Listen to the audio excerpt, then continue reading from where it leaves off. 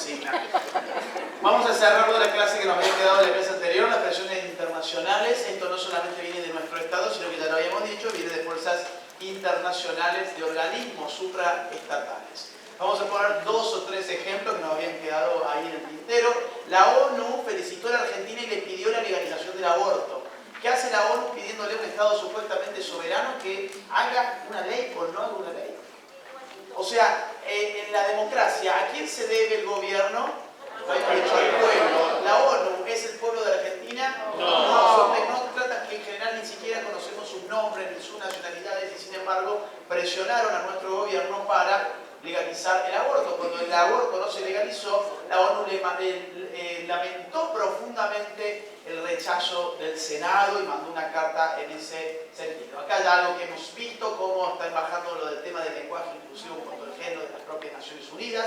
La Corte Interamericana de los Derechos Humanos, que es la Corte de la OEA, emitió una opinión consultiva en el año 2018, en el mes de enero, por el Estado de Costa Rica. No sé si ustedes están al tanto, con esta opinión consultiva la Corte pidió a los Estados miembros, que son alrededor de 30, 35 más o menos, legalizar matrimonio homosexual, adopción homosexual y leyes de identidad de género.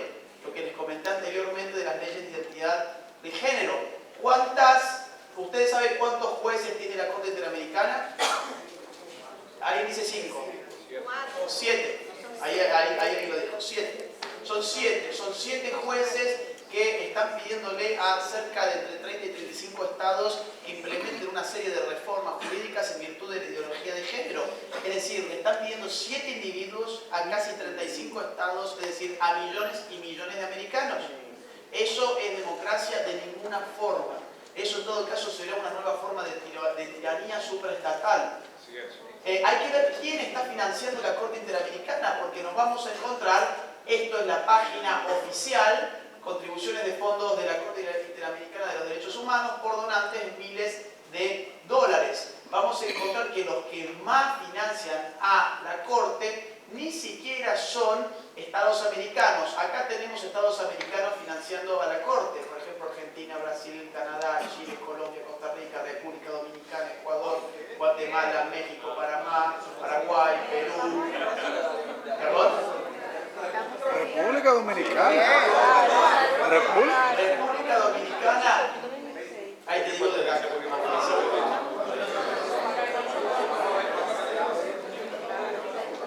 $363.000 en el año 2018.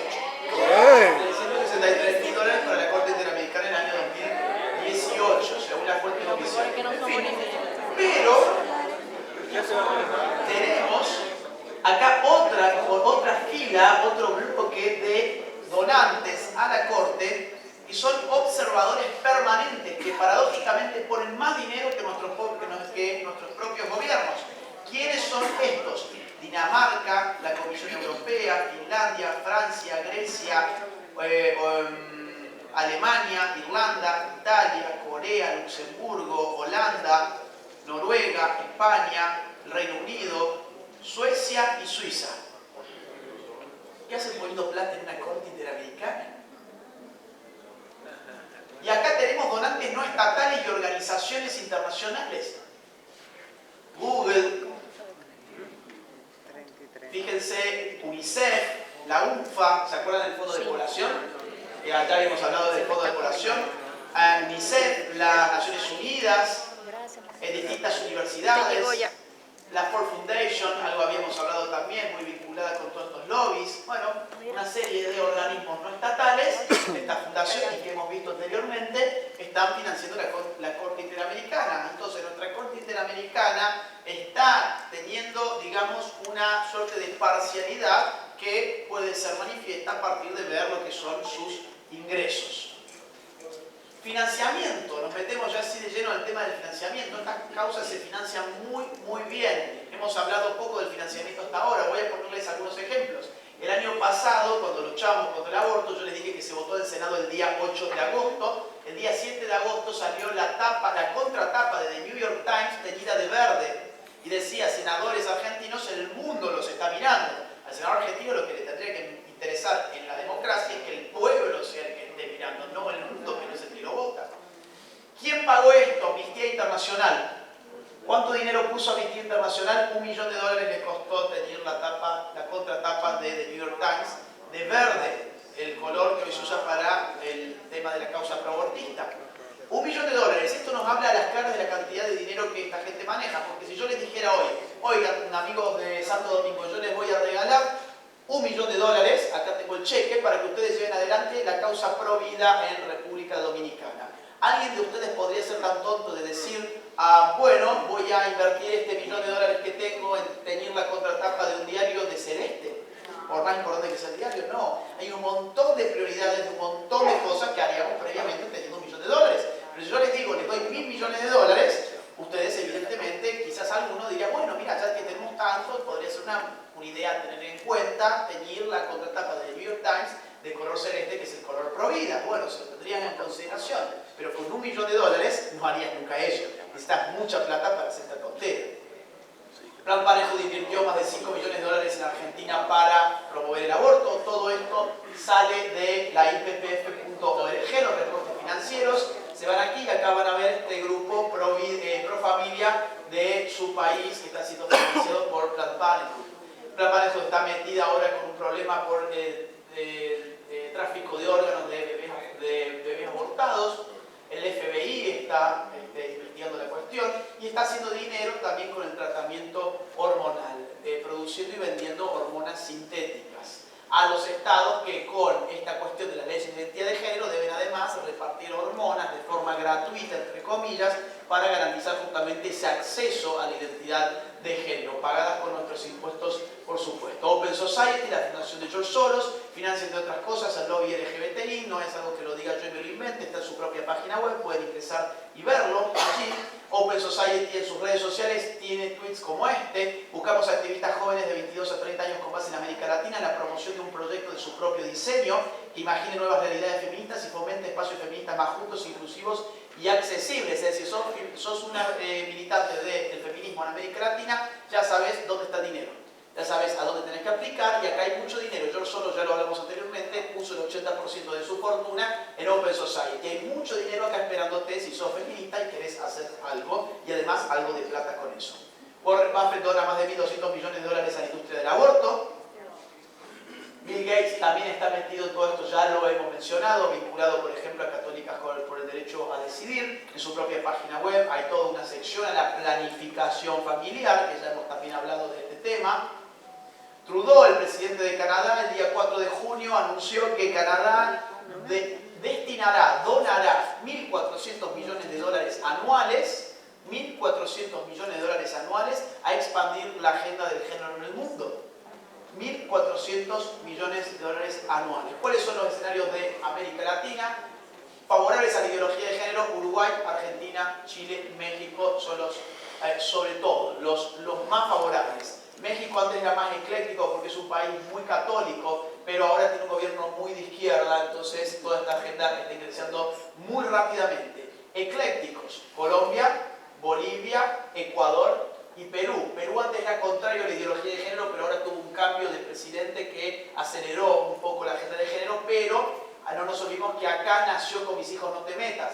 En Ecuador, por ejemplo, se acaba de legalizar de facto el matrimonio homosexual, y tengo entendido que la adopción homoparental también, a través de fallos de la Corte. Es decir, saben que no lo pueden pasar por el Congreso, entonces lo mandan directamente a la Corte, y la Corte falla con arreglo a la opinión consultiva de la Corte Interamericana de los Derechos Humanos. Para eso sirve esa opinión, para fundamentar una legalización que no pase por el Congreso, sino que pase por el Poder Judicial. Ocurre que en una república quien legisla es el Congreso, no es la Corte, pero en este caso están violando las reglas republicanas más básicas. Y los contrarios a la ideología de género, yo diría que es Paraguay, Brasil con el nuevo gobierno de Bolsonaro, Costa Rica yo lo pondría en ecléctico. Esto está mal.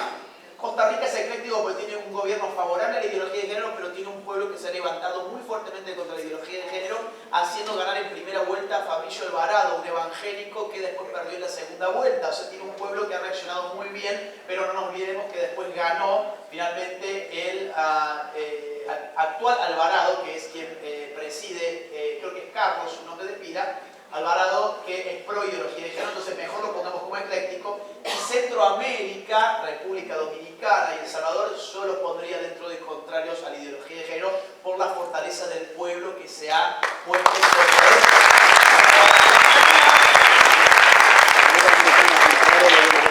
A no dormirse, a no dormirse. ¿Qué podemos hacer? Y ya entro con el debate, no se asusten, ya entro con el debate. ¿Qué podemos hacer nosotros? Y claro, porque quizás que vemos los 1.400 millones de dólares de Canadá anuales y decimos, ¿y qué vamos a hacer nosotros?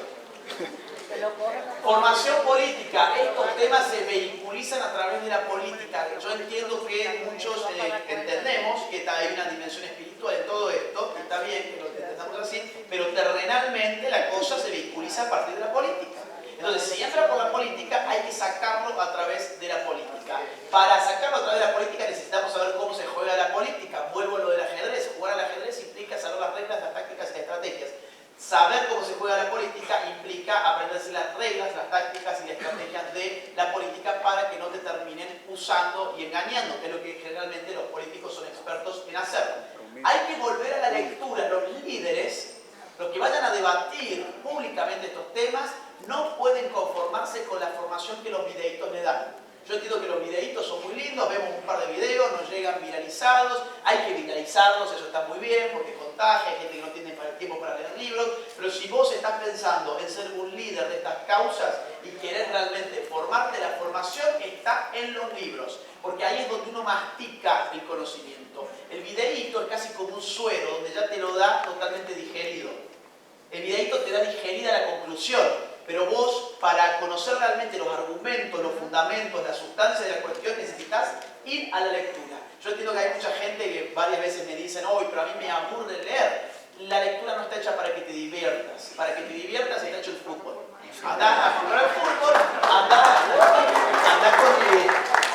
andá con tus amigos a tomar una cerveza, pero los libros están hechos para leerse y la lectura está hecha para formarte.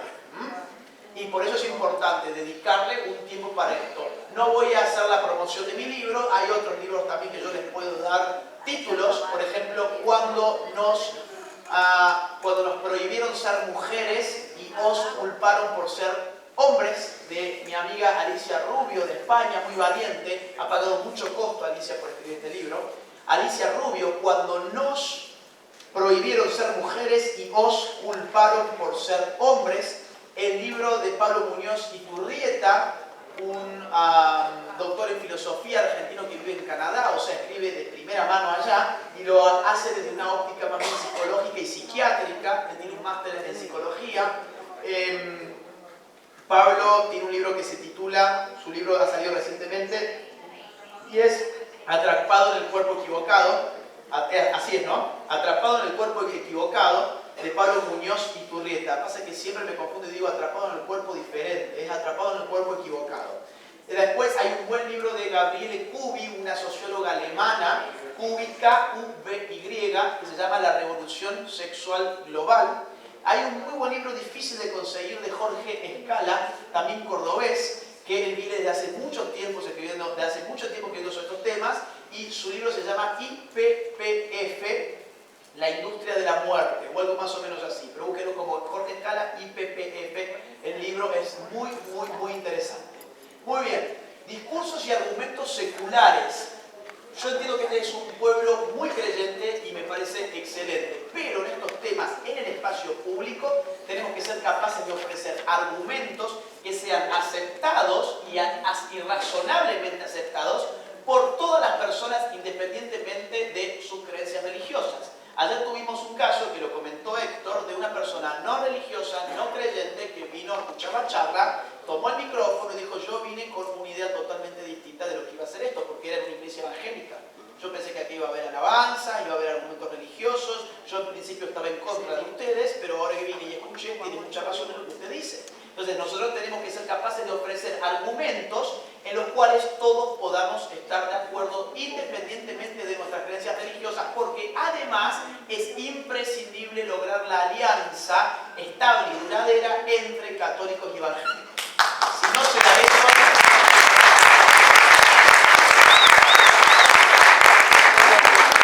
hay demasiado en juego como para estar, peleándose por cuestiones del siglo, no sé, XVI, Hay demasiado en juego. Es la vida la que está en juego, es la familia la que está en juego, es la libertad la que está en juego y es la patria lo que está en juego.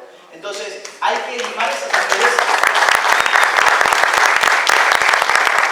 En Argentina, lamentablemente, esta cuestión no se dio y hemos pagado algún costo por eso. Entonces, no cometan los errores que nosotros hemos venido cometiendo desde hace tanto tiempo. Rebeldía, necesitamos ofrecer un discurso rebelde. ¿Por qué? Porque necesitamos jóvenes y los jóvenes son rebeldes. Si nuestra lucha no tiene épica, nuestra lucha se va a reducir en un conjunto de gente que de acá a 10, 20 años quizás ya no va a estar más. Y va a ser una lucha de corto plazo porque la lucha va a estar perdida. Afortunadamente acá veo un montón de jóvenes. De hecho, la mayor parte del auditorio es gente bastante joven.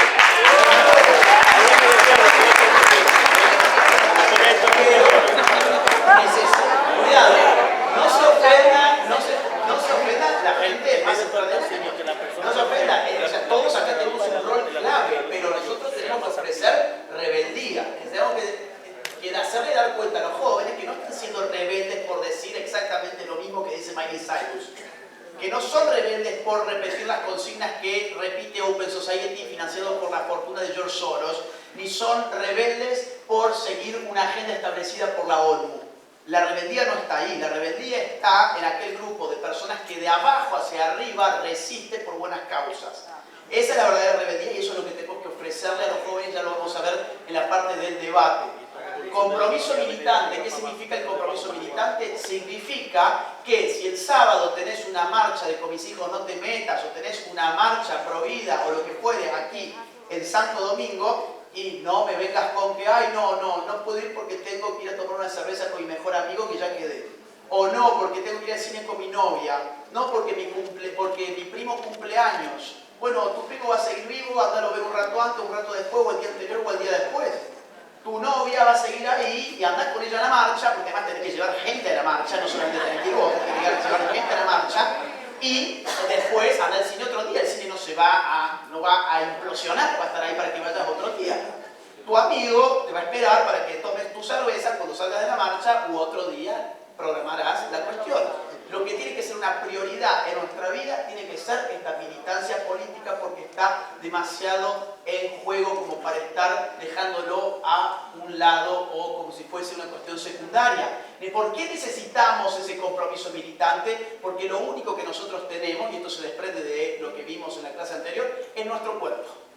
Nosotros no tenemos ni la plata de esta gente, no tenemos las ONG de esta gente, no tenemos los apoyos universitarios de las grandes universidades del mundo de esta gente, no tenemos sus think tanks, no tenemos su lobby internacional, no tenemos sus partidos políticos organizados, no tenemos su acceso a los medios de comunicación más importantes del mundo.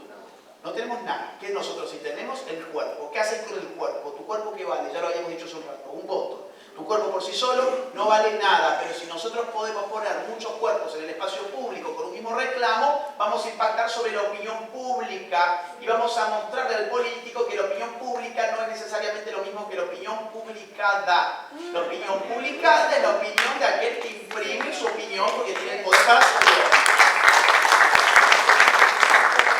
Entonces, afectando la opinión pública de esa manera, definiéndola nosotros en el espacio público con buenos argumentos, debatiendo bien, ofreciendo una buena estrategia y unas buenas tácticas, vamos a impactar sobre la política nacional.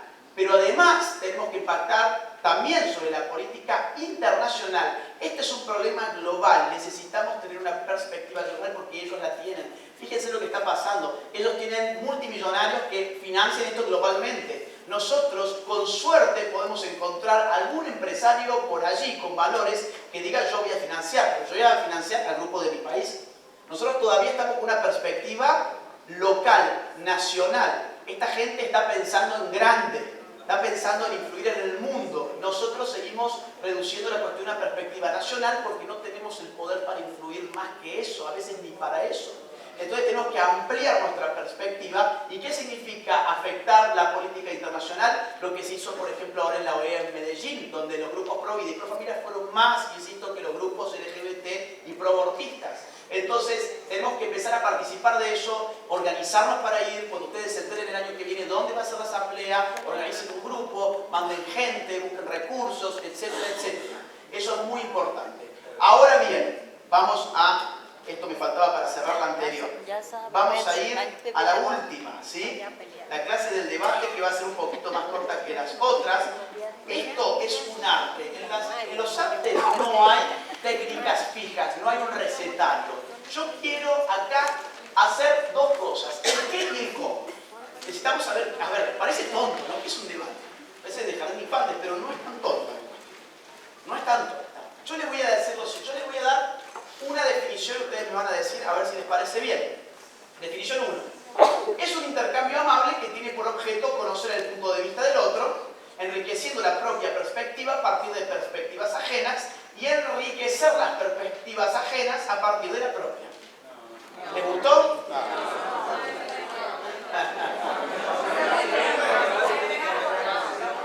Ustedes saben que cuando yo preparaba esto, yo pensé, todos acá son tan buenos que me van a decir que sí. Está muy bien, está muy bien. Están, digo, yo no guarde malo acá y ustedes dicen, no, esto no. ¿Por qué no les gusta?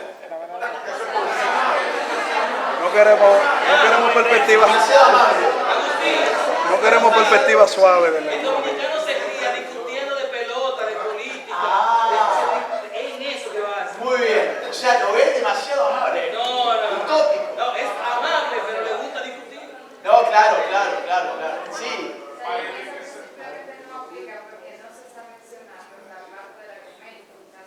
Bien. Está defendiendo una perspectiva personal. Ok, está bueno el punto. Yo esto lo llamo, sí. No tiene por objeto conocer el punto de vista del otro, tiene por objeto yo plantear mi punto y convencer al público. Exactamente. Apa, bueno, quizás muy fuerte. No, está muy bien. Te me vas adelantando también, se me van adelantando las dos. No, muy bien, excelente. Sí. Me causa dificultad la palabra enriquecer las perspectivas ajenas, porque en ese sentido entonces yo diría que si yo voy a enriquecer la ideología de género, estoy a favor de ella. Ok, está bien. Está bien eso. Las perspectivas ajenas que están un poco desencaminadas. Están un poco de... Hay como un intercambio demasiado armonioso. Una forma de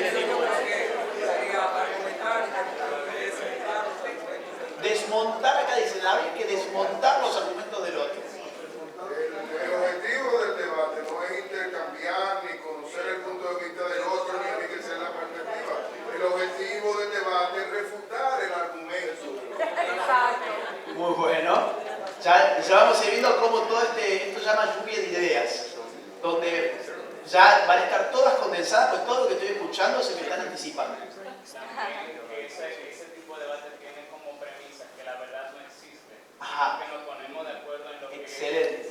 Muy bueno. Claro. Buenísimo. El principio de eso también es como intercambio de ideas, todo el mundo está en armonía y no ha pasado nada. Y acá no ha pasado nada. A ver, vamos, a ver, acá, ahí voy allá.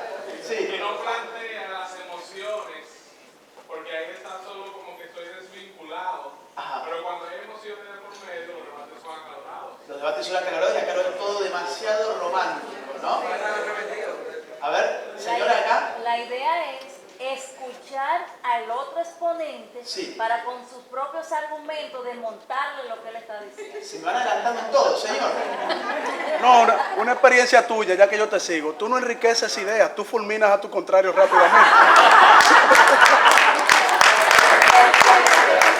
Como la fulminata mañana. Pero un agresivo. Encontradas y hay fuertes convicciones, y esas fuertes convicciones generalmente están en antagonismo. Bien, última que tomo allá. Pero hay un tema, o sea, hay una diferencia obviamente entre la tormenta o la lluvia de ideas y el debate. Si no tengo una argumentación profunda porque no he estudiado previamente, no puedo debatir. Solamente voy a oír la participación del otro. Excelente. Cierro acá esto que sí fue una lluvia de ideas. Es muy bueno el punto porque lo de la formación es clave. Yo esta definición, yo esperaba que ustedes me dijeran, no, está buena. Me gusta esto de enriquecer al otro y a mí. No, bien. Yo iba a pasar acá y decir, no, ustedes están mal. Yo iba a decir, no, chicos, ustedes son cursi, son naif. Es naif. No, esto es una visión romántica. Un debate no es así. Un debate, ¿cómo lo defino yo por lo menos? Así. es un intercambio discursivo no necesariamente amigable. Puede ser amigable, ¿por qué no? Pero no es necesariamente amigable. Cuyo propósito es presentar argumentos que no puedan ser refutados, destruir los argumentos del rival,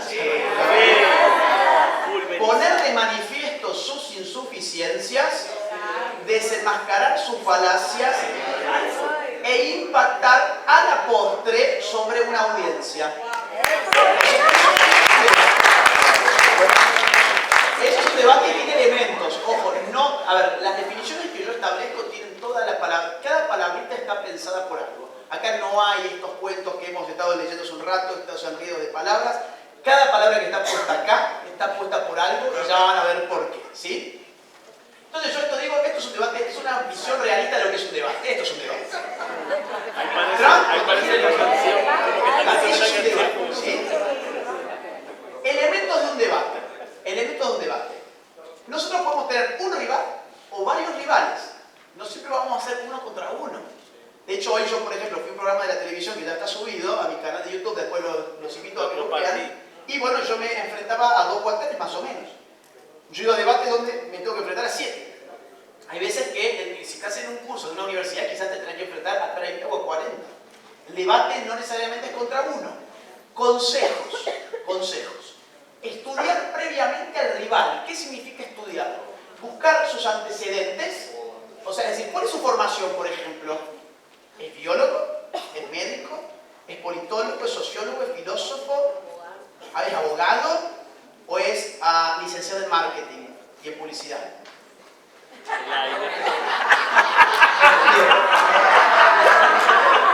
¿Entendieron? Algunos entendieron y otros no. ¿Se dan cuenta que yo busco los antecedentes? Yo busco los antecedentes y bueno, yo aparte tenía pensado porque no se va a hacer porque rechazó y hoy se sacó justo una selfie en el aeropuerto. Entonces está yéndose. Entonces bueno, no va a poder ser, pero yo tenía pensado poner eso sobre la mesa. Porque tengo entendido que esta chica acá es tomada como una referencia en las cuestiones, que en verdad no es una experta en nada de lo que habla. Ella es experta en publicidad y en marketing. Está hablando sobre temas que no maneja realmente. Entonces es bueno, por ejemplo, para eso. Quienes no saben, me estoy refiriendo a una señorita que se llama Elaine Félix. ¿Cómo? Entonces, claro, uno tiene que tener estas astucias, ¿no? Si yo hubiese sabido, por ejemplo, que Elaine Félix era como mi amiga la bióloga allí, yo no voy a ser tan tonto a meterme a discutir asuntos que toquen la biología. Digo, uno tiene que conocer sus límites. Nadie es súper poderoso en un debate. Uno tiene su campo donde uno es experto o debería serlo para debatir y tiene campos donde son tangenciales y uno tiene ideas y tiene aproximaciones. Hoy cuando la bióloga se me acercó le digo, mira, me da vergüenza a mí estar hablando sobre temas biológicos, digo, con una bióloga aquí, porque obviamente yo no estudié biología. Yo he tenido que formarme en ciertos asuntos biológicos de los cuales nunca pensé estudiar cuando empecé a estudiar ciencia política, porque los necesito, pero yo no podría debatir sobre biología con un biólogo. De la misma forma que un biólogo no puede debatir conmigo sobre ciencia política. Entonces, ¿qué es lo que yo tengo que hacer? Debatir sobre ciencia política. En mi campo, yo tengo que debatir con él en mi campo. Argumentos, me tengo que mirar sus videos. Me tengo que conocer lo que dice. Si es que hay. Si no hay, bueno, esta parte no. Hay gente que tiene videos, tiene papers, tiene libros escritos y hay gente que no. Simplemente uno debate contra alguien que no sabe bien cuáles son sus argumentos. Puede pasar. Su personalidad la podemos ver, por ejemplo, en las redes. Entramos y vemos ahí gran parte de sus argumentos, en las redes. Es raro que alguien no tenga redes hoy.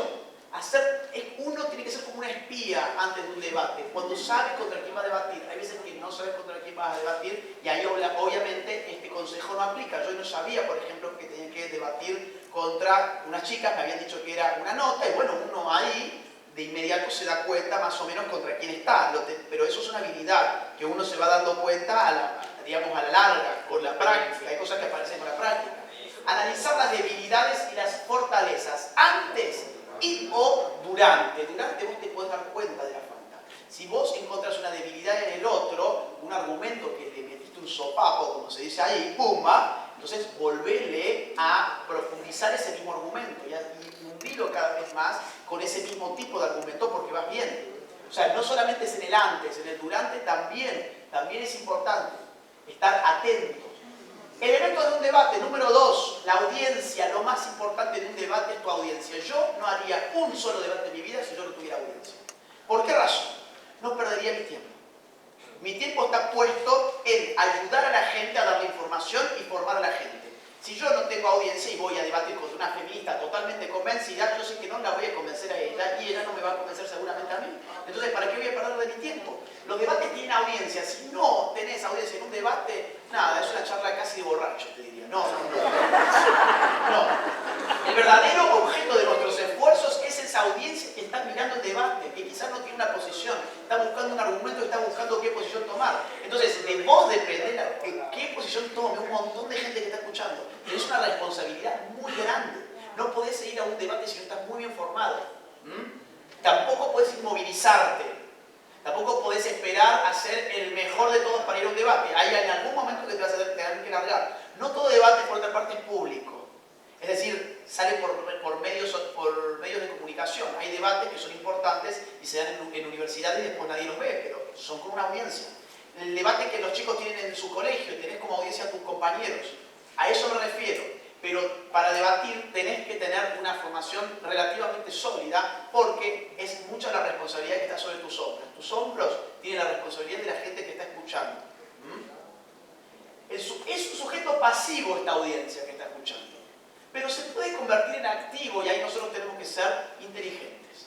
Por ejemplo, estoy debatiendo acá con alguien y yo puedo decir, estoy seguro que la gente que nos mira, estoy seguro, por ejemplo, estoy en un debate y me dicen, no, pues los baños mixtos tal cosa. Yo estoy seguro que las mujeres que acá nos están mirando no van a estar de acuerdo con que un hombre se meta en su baño. Yo estoy convirtiendo en activo al que es pasivo, que es la audiencia. Entonces lo interpelo no al que estoy debatiendo, sino por dos. Al que estoy debatiendo, pero en verdad estoy refiriéndome a la persona que está escuchando para hacerlo pensar.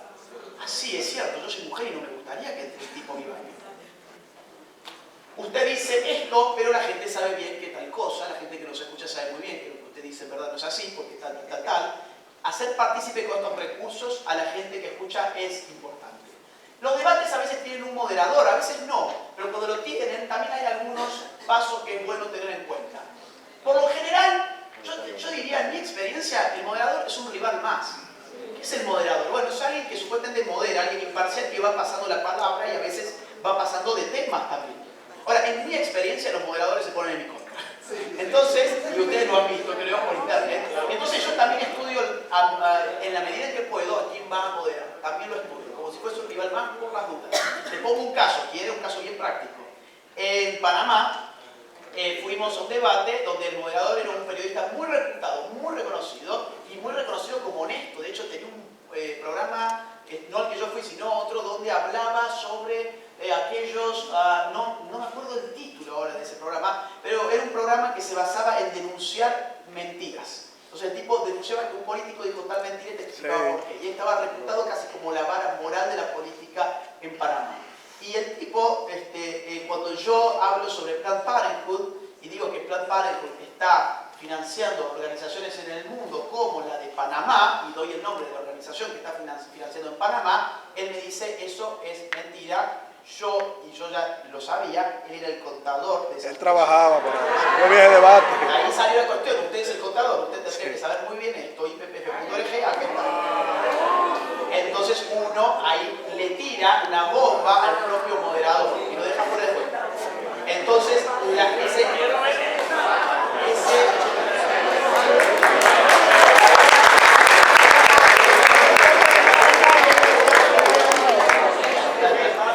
son picardías que uno va aprendiendo. Y aparte, uno tiene que... No todo lo que vos digas, ya lo vamos a ver al final esto, pero no todo lo que vos digas te lo van a creer. Entonces yo qué hice, busqué exactamente el reporte financiero y pedí a la cámara que me lo tome. Porque él iba a negarlo. Ah, sí, acá está. ¿Qué vas a hacer? IPPF.org, ¿qué vas a negar? Y entonces el tipo quedó desacreditado. Un tipo con un crédito enorme. Estar atento a los tiempos.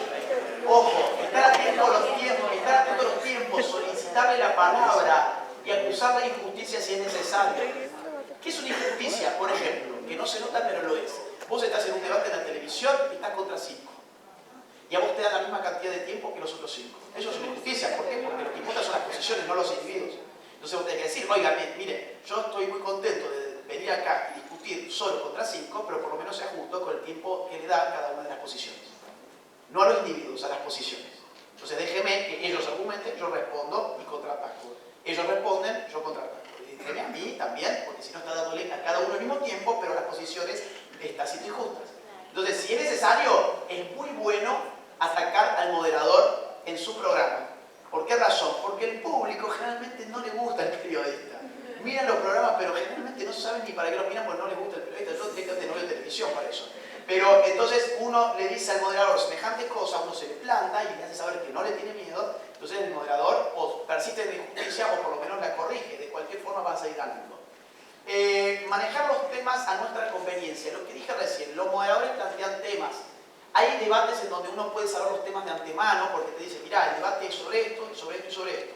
O porque pasó esto, entonces vamos a debatir este tema puntual. Esta ley, por ejemplo, no sé, este proyecto de ley. Entonces uno ya sabe que uno se tiene que ir preparado para el tema puntual o para la generalidad. Pero uno tiene que por ahí manejar el tema a conveniencia. Si el moderador plantea un tema en el cual vos no estás totalmente seguro porque no hiciste los deberes de estudiar ese tema puntual, arrastrar la conversación hacia un tema donde vos estés seguro. Son picardías que uno tiene que hacer. Medios, elementos del debate, el medio. Los medios son bien variados, la televisión, la radio, el periódico, las redes sociales, la universidad, los colegios podría haber agregado, tu grupo de amigos. Cada medio tiene sus propias reglas. Si yo voy a la televisión, yo voy a estar muy ocupado, entre otras cosas, de mi imagen. Yo no puedo estar medio así. Tengo que tener una buena postura, yo generalmente no la tengo, o sea, tengo que empezar a aplicar también esta regla para mí. Hay gente que, digamos, aplica mejor las reglas y otras reglas peor. Yo esta, en general, no la tengo muy bien asentada, pero debería tener una buena postura, a tener un buen lenguaje corporal. Recién acá, por ejemplo, fue muy bueno lo que dijo el amigo, que dijo, bueno, vamos a sonreír. Estamos en un curso de formación para defender buenas causas, vamos a mostrar alegría, eso es muy importante. No digo estar como si estuvieses en un circo todo el día, porque también tenés que poner cara de perro muchas veces, tenés que poner cara mala, para intimidar un poquito, pero en general, trata de demostrar como que estás cómodo. Eso es, estás cómodo. Sí, estoy cómodo. En la radio no hace tanto falta esto, hace falta más tu voz.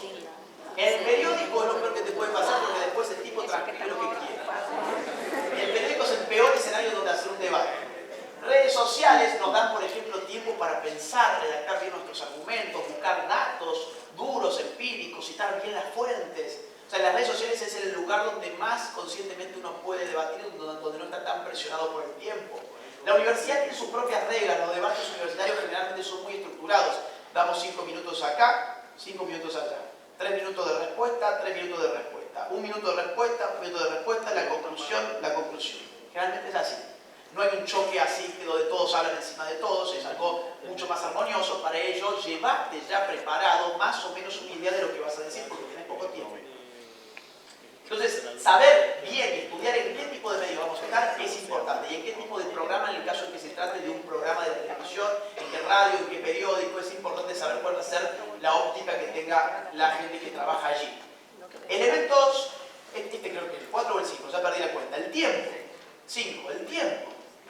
Conocer el tiempo disponible antes de empezar. Yo llego y digo, ¿de cuánto va a ser esta nota? Fíjese, ¿qué hice hoy? ¿Vos creo que lo viste? ¿Quién vio lo de hoy de la mañana? ¿Nadie? Sí, ¿vos? Bueno. A mitad. A mitad. En un momento la chica me dice, no, pero vos estás reduciendo todo esto porque vos estás hablando de un feminismo y hay muchos feminismos. ¿Qué le contesté yo?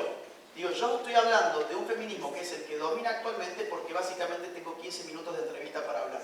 Si vos me das 2 horas como la conferencia que voy a dar en un rato, yo te puedo hablar del feminismo de primera hora, segunda hora, tercera hora, feminismo radical, feminismo queer, feminismo de diferencia, feminismo de mujer. Y ella se quedó. Yo ya sabía que la nota era de 15 minutos. Entonces le digo, no pretendas que en 15 minutos yo te puedo explicar todo eso. Yo tengo que ir al feminismo, que es más actual, que es el que más importa ahora. ¿Pero por qué? Pues yo averigué antes cuánto tiempo tenía para una nota, no era un debate. Pero nosotros tenemos que averiguar cuánto tiempo y cómo es la dinámica. Por ejemplo, yo voy a hablar libremente 5 minutos y tengo 5 minutos para hablar como en la universidad, o la cosa va a ser una marea de gritos que a veces se da. A veces se da. Entonces, manejar bien los tiempos, distribuir bien los argumentos, enunciándolos de manera lógica. Si yo sé que tengo X cantidad de tiempo, no puedo empezar hablando sobre la amenaza para la libertad de la ideología de género si no expliqué previamente qué es la ideología de género. Tenemos que ser lógicos en la exposición de nuestros argumentos y para eso tenemos que estar serenos y entrenados. Movimientos tácticos. Presentar argumentos que no puedan ser refutados. ¿Se acuerdan la definición? Esto estaba totalmente inscrito en la definición. Les voy a mostrar que todo lo que vamos a ver ahora sale de acá. Un intercambio discursivo no necesariamente amigable, cuyo propósito es presentar argumentos que no puedan ser refutados, destruir los argumentos del rival, poner de manifiesto sus insuficiencias, desenmascarar sus falacias e impactar a la postre sobre una audiencia. Todo esto que vamos a ver está, por eso le dije, hasta lo último está justificado en lo que les voy a comentar. Presentar argumentos que no puedan ser refutados. ¿Cómo? Lo dije recién. La formación que viene en general de la lectura. Los videos son buenos, sirven como complemento. Si vamos a debatir, necesitamos masticar nuestros propios argumentos. Argumentos seculares, lo dije también recién, evitemos en la televisión y en los medios públicos recurrir a los temas de fe, porque sin recurrir a los temas de fe podemos justificar perfectamente nuestra posición. No me hace falta a mí decir, por ejemplo, que la vida empieza de la concepción porque Jesús pateaba la panza de María, cuando se encontró, etc. Porque en el pasaje de la Biblia, digo, está bien en una discusión teológica, sí, pero una discusión de este otro tipo es mucho más simple. Decir, mire, la genética más moderna ha encontrado que ya nos configuramos genéticamente como seres independientes, individuales y únicos desde el momento de la concepción. Hoy la huella genética la utilizamos incluso para detectar asesinos y violadores, y por qué usted no la quiere usar para determinar el momento en que empieza la vida humana, por ejemplo. Entonces digo, ese argumento pesa mucho más que irnos a un argumento teológico, que es válido en una discusión de teología. No memorizar frases largas, sino comprender conceptualmente. Todo lo que yo he hablado hoy no está memorizado en absoluto. Lo único que tengo memorizado de tanto repetirlo y repetirlo ha sido la definición de ideología de género. Pero porque básicamente la tengo que repetir todos los días de mi vida. Ahora, no memorizar, la memorización no es un buen mecanismo para estudiar. Ustedes tienen que comprender la generalidad de la idea para poder exponerla.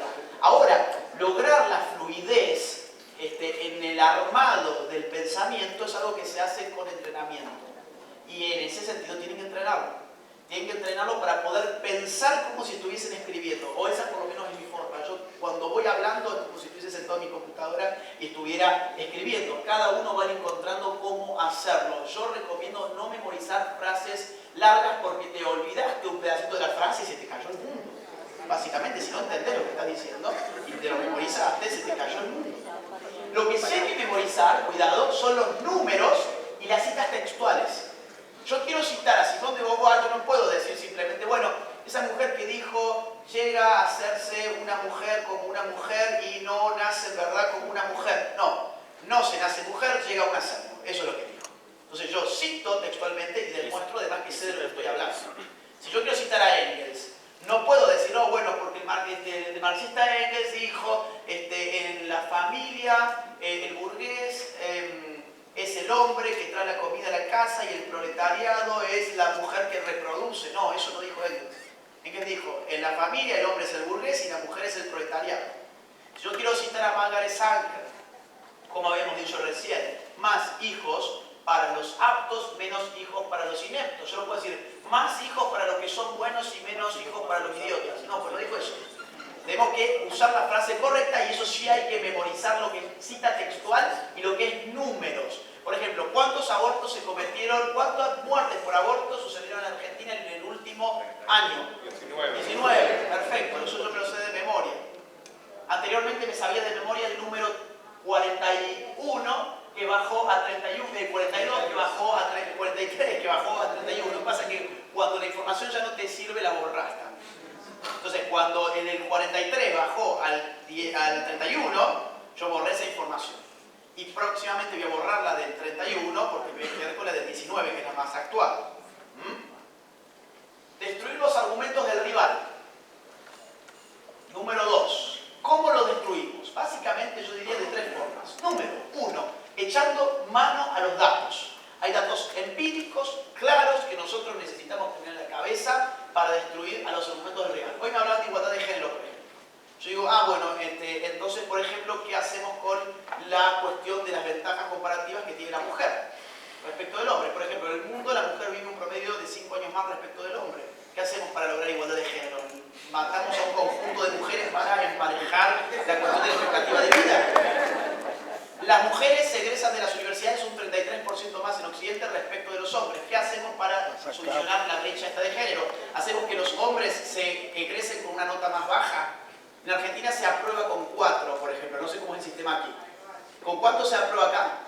Con 4. Bueno, ¿qué hacemos? Ponemos que los hombres aprueben con 3, a ver si se egresan más rápido y entonces logramos... Entonces, con datos podemos destruir los argumentos del otro, lo tengo que aprender de memoria. Echando mano a la lógica. Echando mano a la lógica lo vamos a ver ahora mismo, pero hay muchas falacias. Por ejemplo, la vamos a ver en la próxima. Usted me dice que no quiere legalizar el aborto, ¿no ha visto que los países más ricos tienen el aborto legal? ¿Usted no quiere que República Dominicana sea un país tan próspero como Canadá, por ejemplo, como Francia? ¿Qué hay ahí? Una falacia lógica. Una falacia, sí. ¿Por qué? Porque está conectando dos premisas que no están realmente conectadas. La riqueza, por un lado, y el aborto por el otro. Como si el aborto fuese la causa de la riqueza. Entonces uno dice, mire, usted está ejerciendo, está llevando adelante una falacia lógica. Entonces, con la lógica uno puede destruir el argumento del otro. Y la tercera forma es develar los propósitos subyacentes al argumento. Muchas veces el rival tiene perspectivas políticas específicas que teme ponerlas de manifiesto para que parezca pública todo lo que está diciendo. Pero si uno le dice, mire, yo lo he hecho varias veces, bueno, mire, en verdad usted está respondiendo a los intereses de un internacional abortista como Planned Parenthood, que ha financiado la campaña del aborto en mi país, en Argentina. Entonces estoy develando por qué esa persona está hablando a favor del aborto. Eso también es muy bueno hacer. Algunas falacias lógicas, me voy a curar, igual esto ustedes creo que lo tienen en la hojita. Falacia dominen.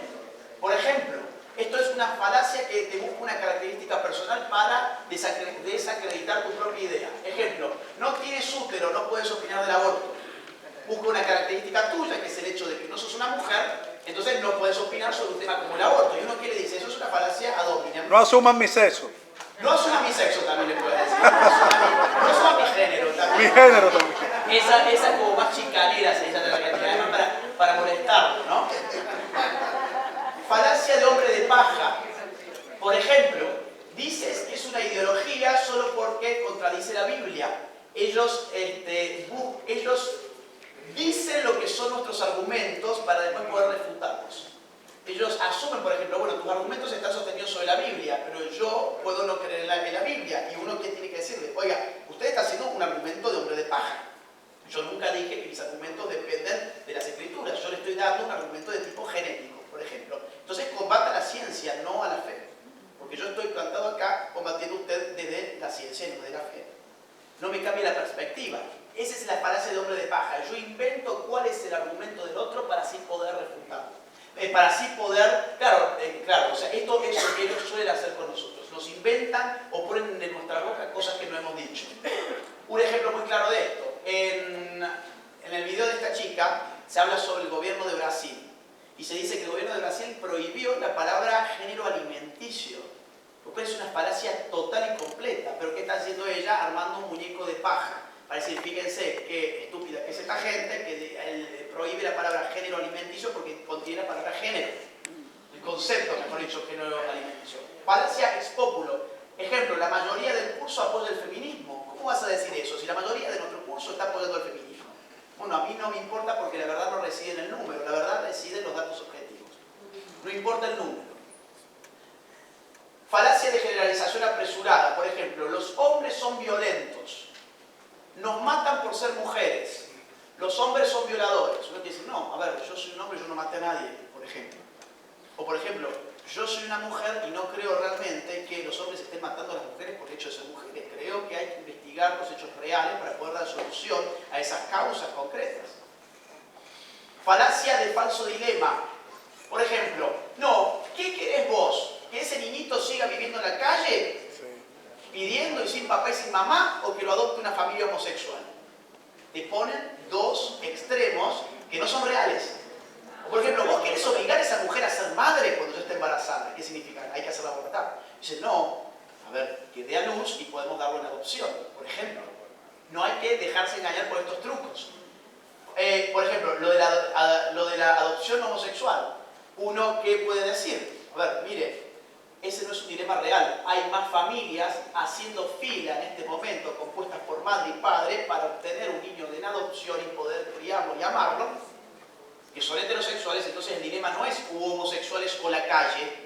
Y si hay algún problema en este sentido, en todo caso lo que podemos pedir juntos es la agilización de las leyes de adopción, teniendo en cuenta siempre que la adopción es un derecho del niño a ser adoptado y no de los padres a tener un niño mascota.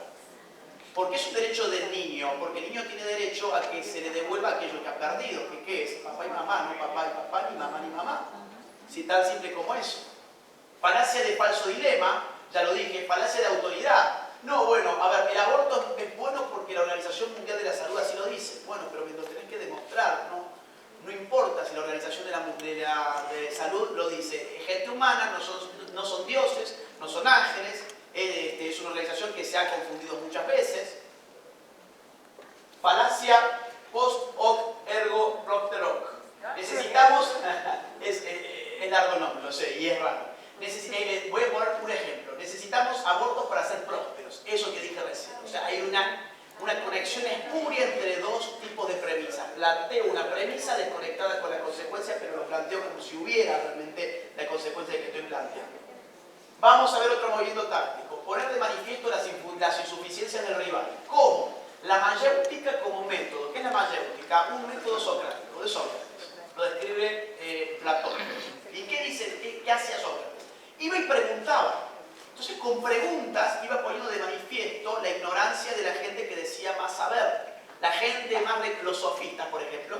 Él iba y les preguntaba y con las preguntas iba desarmando sus argumentos. Entonces tenemos que formular preguntas que uno sabe que el rival no podrá contestar. No voy a decir lo que tenía pensado para el debate que no se hizo, porque alguna vez se hace. Estuve a punto, no lo voy a decir. Conocer mejor las ideas del rival de lo que él mismo las conoce. Yo, por ejemplo, me he cansado de leer libros pro ideología de género, y perdón que sea redundante, pero el debate de hoy tuvo estos condimentos. Me dice, bueno, pero no hay que leer siempre los mismos libros. No, claro, por eso es que yo he leído todos los libros que son pro género, le dije.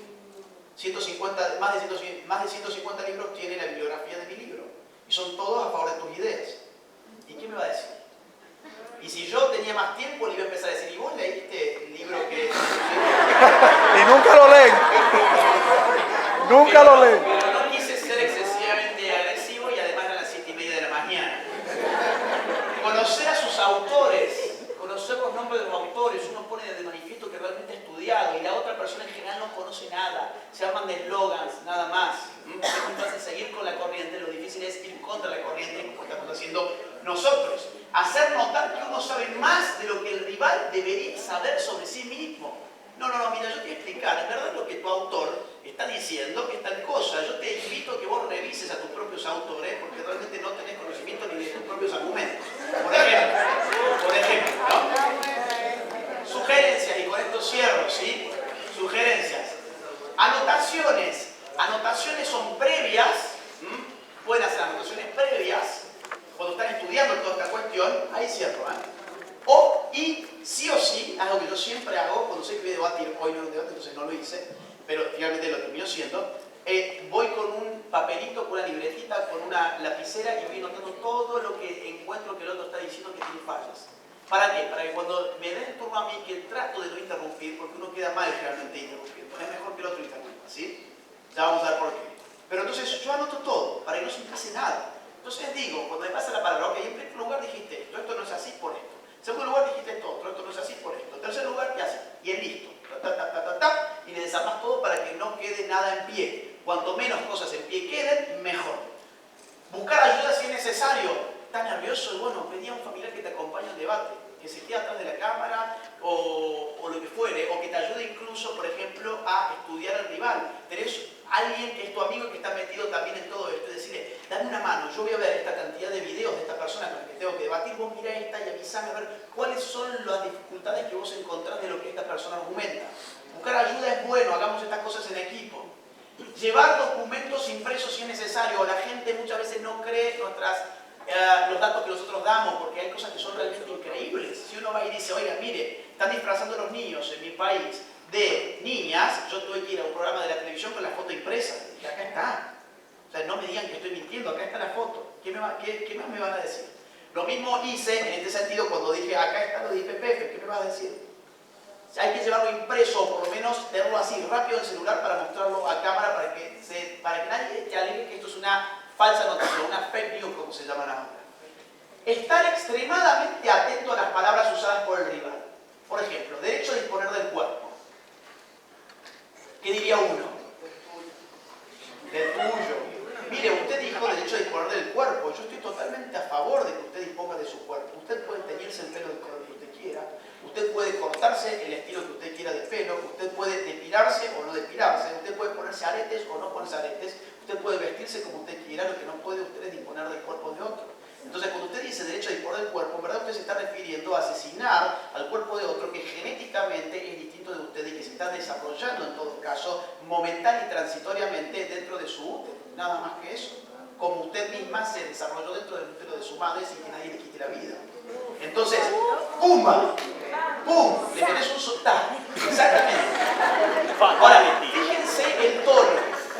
Hay tonos y tonos. Por ejemplo, a Nicolás le gusta más la cosa de arriba, Nicolás Márquez, no sé si lo conocen. Vamos casi el policía malo y el policía bueno, ¿no? Eso se da espontáneamente, hay gente que piensa que lo que está ensayado y está practicado. No, son los caracteres de la propia personalidad. Yo me siento más cómodo con una cuestión más serena y él va, ¿pero qué me decís? Igual.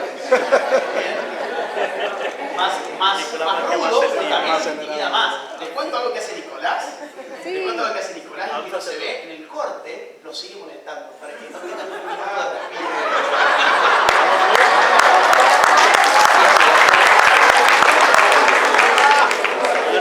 Por ejemplo, les voy a contar una. Chicos, denme por favor 10 minutos más los amigos de la organización, ¿puede ser? Les voy a contar, por ejemplo, ¿vieron el debate con los LGBT en México hace poco? Sí. Bueno, ¿qué pasó ahí? Nosotros llegamos en horario, hay que llegar siempre en horario y un poquito antes, porque si no uno llega nervioso. No lo puse, pero miren, eso es una buena sugerencia. Lleguen un poquito antes, estén tranquilos, tomen agua, estén ahí tranquilos. No tomen gaseosa, porque después las burbujas pueden empezar a subir. No tomen gaseosa, toman siempre agua. A ver, llegamos más o menos 15 o 20 minutos antes, fue en Guadalajara, búsquenlo si no lo han visto, está en mi canal de YouTube. Este es uno de los videos más recientes, lo van a ver fácilmente, contra dos LGBT, pero los LGBT llegaron muy tarde.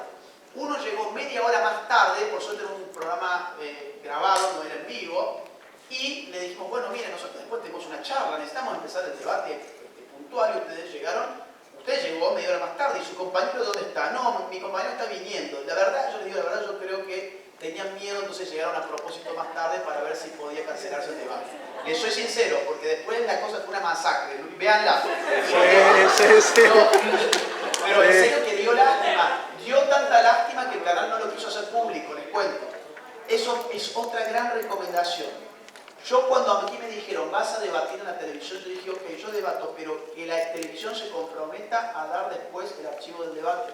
Porque ¿qué hicieron estos de este canal de televisión? Como fue una masacre, los tipos dijeron un montón de barbaridades que no deberían haber dicho. Dijeron, por ejemplo, que este libro era una porquería y 2 segundos más tarde cuando le digo, ¿usted leyó el libro? No. Es una porquería. Falacia lógica, ¿se dan cuenta? Después dijeron, por ejemplo, yo dije, esto es una ideología autoritaria porque va contra nuestras libertades fundamentales. Estos señores, por ejemplo, le piden al Estado que censure nuestra conferencia. Los tipos admitieron públicamente 2 o 3 veces que ellos habían ido al Estado a pedir que cancelara el Estado nuestra conferencia, por ejemplo. Entonces, ¿qué fue lo que pasó? Uno llegó media hora tarde y el otro se demoraba en llegar, y el conductor dijo, bueno, vamos a arrancar con ustedes 3 nomás, o sea, van a ser 2 contra 1 mientras llega el otro. Entonces hicimos el primer bloque, 2, fue la primera vez en mi vida que era mayoría, 2 contra 1.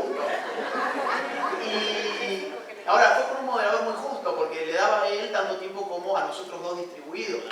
Y ustedes saben que fue gracioso porque, claro, llega el otro mientras estamos en medio del debate del primer bloque y se pone atrás de la cámara, entonces empieza a ver lo que era eso. Y estaba nervioso. Entonces cuando va el corte, Nicolás lo primero que hace dice, loco, ¿viste? Así ponen los argentinos, ¿viste? Loco, dale, vení, ponete acá que a tu amigo le estamos dando una paliza. No ponerlo más nervioso. Entonces, Qué malo. Dale, vení, toma asiento, a ver si lo puedes llorar un poco de pobre, dando lástima, ayúdalo, dale. Entonces, Nicolás en el corte, yo no lo hago por una cuestión de temperamento en general, pero a Nicolás le encanta. El corte se pone peor que cuando está en vivo para que al otro no darle respiro. Bueno, lo que hacen en el corte es buscar ayuda rápido por internet. Están buscando ayuda, están ahí, y vos qué vas acá, ahí buscando algún dato que los pueda salvar. Entonces vos con esto le das para que no piense.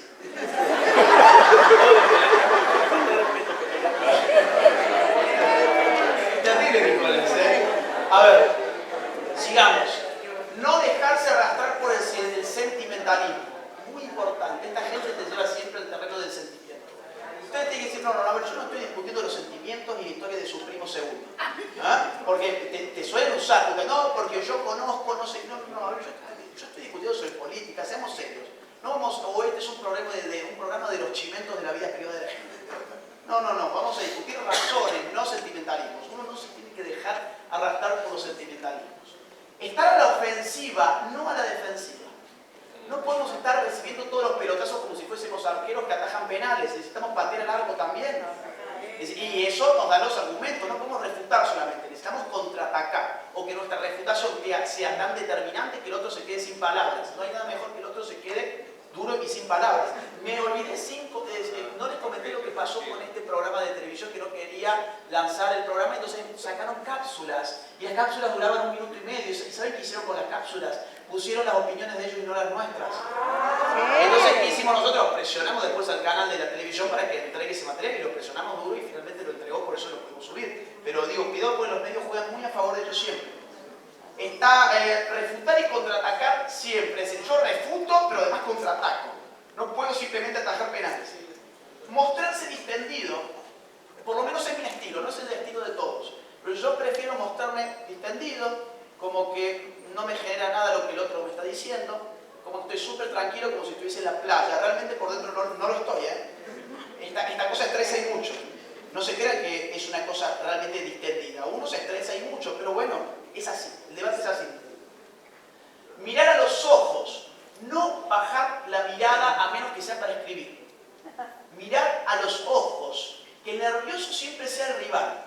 Uno tiene que mirar a los ojos al rival y que el rival sea el que baje la mirada. Quien baje la mirada es porque está nervioso, está inseguro. Tenés que mirarlo, el tipo te está hablando y vos no mirás. A menos que baje simplemente la mirada para tomar nota, pero después lo seguís mirando. Y cuando vos le hables, intentá mirarlo también a los ojos, fijo, para que el tipo sea el que tenga que bajar los ojos. El que se enoja primero pierde. Por eso, ustedes traten de no interrumpir, pidan la mano, pidan la palabra con la mano, digan, ¿puedo hablar ahora yo? ¿O este programa es para él? Por ejemplo. ¿Me van a dar algo de tiempo para hablar a mí? ¿O yo para qué vine hasta acá y estoy perdiendo mi tiempo? Por ejemplo, es decir, no tienen que ser siempre amables, pero sí cuando se interrumpe demasiado la percepción del público negativa respecto de uno. Yo trato por lo menos de moverme, no siempre sale, porque las pasiones afloran, pero la regla general es esa. El que primero se enoja, pierde. Practicar con anticipación. Practiquemos, juguemos juegos de roles. Agarrá a algún amigo tuyo que esté en esta causa y decir, hacé de feminista, yo voy a ser de pro vida, como somos, y vamos a debatir. Trata de darme los mejores argumentos feministas, yo te voy a dar los mejores argumentos. Bueno, vamos a ver cómo se va dando. Y la última, tratar de divertirse. No siempre uno se divierte, a veces uno se estresa de más, pero por lo menos tengo que tratar de divertirnos porque tenemos que tener un espíritu alegre frente a estas cuestiones porque estamos haciendo buenas cosas cuando debatimos y ponemos en juego. ¿Sí? Muchas gracias.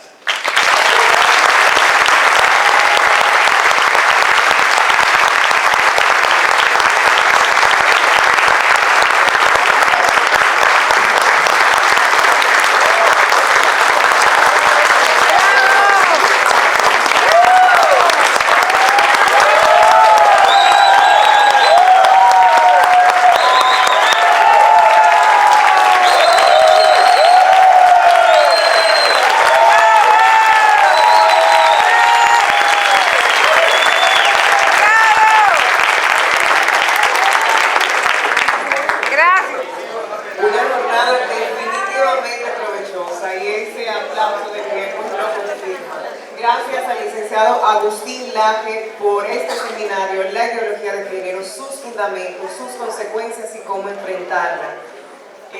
Una actividad organizada por la Fundación Voz de Vida y la Fundación Palabra y Vida. Han visto que el licenciado Laje ha salido primero, agradecemos que escuchen unas orientaciones generales antes de la sesión para las fotos y la firma del libro. Y por eso pedimos que pase al frente del escenario el pastor Héctor Santana, que tiene a su cargo las palabras de conclusión en este seminario. Integrante de la Fundación Voz de Vida.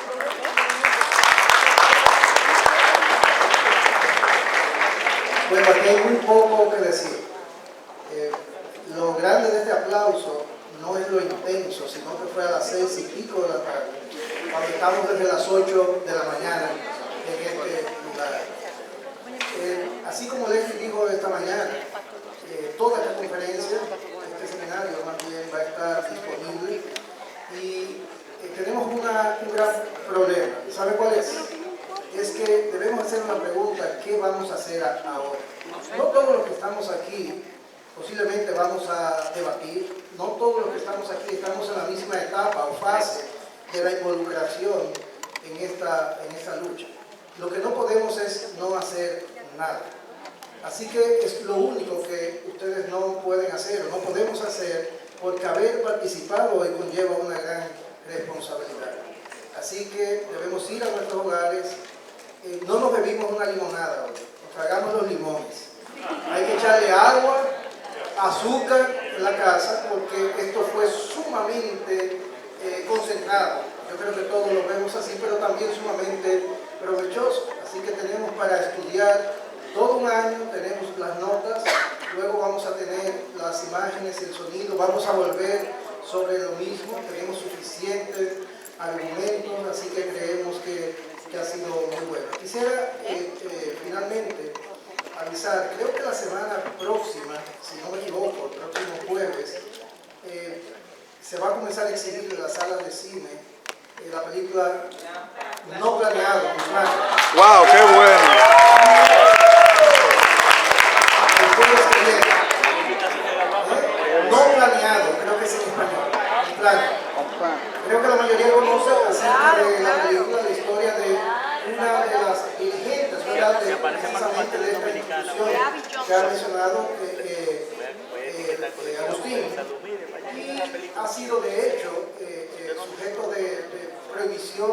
Se ha intentado prohibir que sea exhibida en los cines, por la razón que se nos dijo en esta mañana, creo que fue, no quieren que le pongamos cara a la realidad. Y es una oportunidad que tenemos de promoverla y una oportunidad también de ir a los cines y pagar una boleta. No esperemos que esté gratis, para que así como los políticos necesitan votos, los cines sepan que hay personas que están dispuestas a ir y que esas películas son rentables. Así que muchísimas gracias, estamos muy complacidos de que hayan estado en este lugar y estamos muy seguros de que de este auditorio van a salir algunos nombres que van a levantarse en pie para defender esta causa, que en definitiva es la causa de nuestro Dios. Muchísimas gracias.